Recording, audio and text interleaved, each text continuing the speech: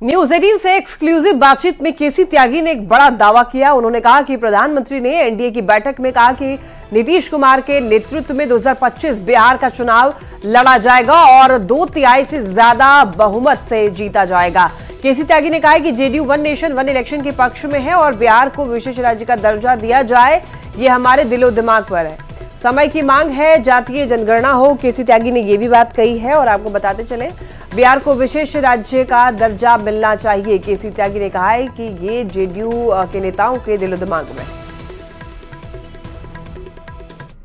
बात करते हैं जेडीयू के मुख्य प्रवक्ता केसी त्यागी से। त्यागी जी, कई ऐसे मुद्दे हैं जिसको लेकर के जेडीयू की आपत्ति रही है पहले से, चाहे यूसीसी का मुद्दा हो या फिर अग्निवीर को लेकर के भी जो आप लोगों की बातें हैं। आप क्या मानते हैं, जबकि गठबंधन की सरकार बनने जा रही है, किस तरह से इन मुद्दों पर आप लोग आगे बढ़ेंगे?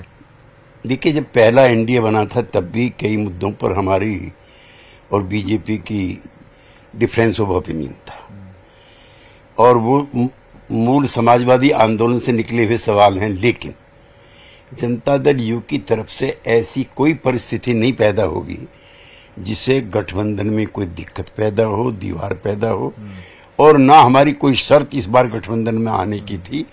कुछ सवालों पर अब जातिगत जनगणना है, हम चाहते हैं समूचे देश में हो। कंडीशनल तरीके से हमने सपोर्ट किया है एनडीए को और हम इसके सबसे मजबूत अलाई हैं आज से नहीं 89 से। आप चाहते हैं कि विशेष राज्य का दर्जा मिले बिहार को? 2005 से लेकर आज तक हमारी प्रतिबद्धता है। हमने यहाँ पे दिल्ली में बड़ी भारी रैली करी थी और तब संपूर्ण एनडीए था। मैं आज याद करना चाहता हूँ स्वर्गीय सुशील मोदी जी को, वो हमारे साथ थे।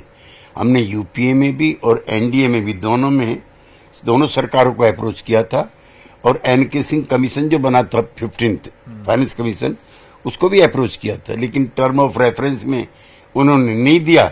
नया कमीशन बना है फाइनेंस का, उसमें अपनी राय रखेंगे। लेकिन बंटवारे के बाद बिहार के हिस्से में बदहाली आई। सारे जितने भी फाइनेंस इंस्टीट्यूशंस थे, जितने भी माइंस और बड़े विद्यालय थे, सब वहां चले गए। विशेष राज्य का दर्जा मिलेगा, पलायन रुकेगा, गरीबी रुकेगी, बिहार उन्नत राज्यों में से एक होगा। एक सबसे बड़ा सवाल है, नीतीश कुमार इतने दिनों से मुख्यमंत्री हैं लगातार 2005 से, बीच का कालखंड जीतन मांझी वाला छोड़ दिया जाए तो 2020 के विधानसभा चुनाव में जेडीयू तीसरे नंबर की पार्टी बन गई थी। लगा कि नीतीश कुमार का अब एरा खत्म हो रहा है। लोकसभा चुनाव के बाद आपको क्या लगता है, क्या नीतीश कुमार फिर से उसी पुराने रोल में दिख सकते हैं? मैं प्रधानमंत्री ने स्वयं एनडीए की बैठक में कहा कि नीतीश बाबू के नेतृत्व में अगला चुनाव लड़ा जाएगा। वो तो गठबंधन के सबसे बड़े नेता हैं। आज बिहार पार्टी के दोनों डिप्टी सीएम घोषणा कर चुके हैं और अकेला मुख्यमंत्री है देश में।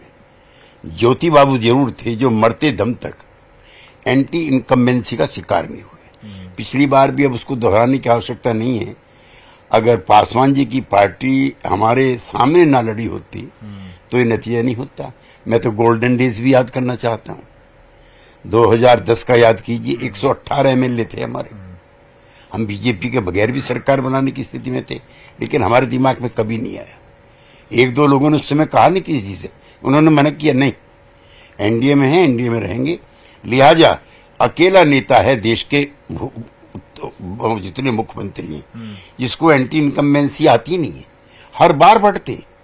इस बार लोगों ने रिटर्न ऑफ किया हुआ था जेडीयू को और नीतीश कुमार को।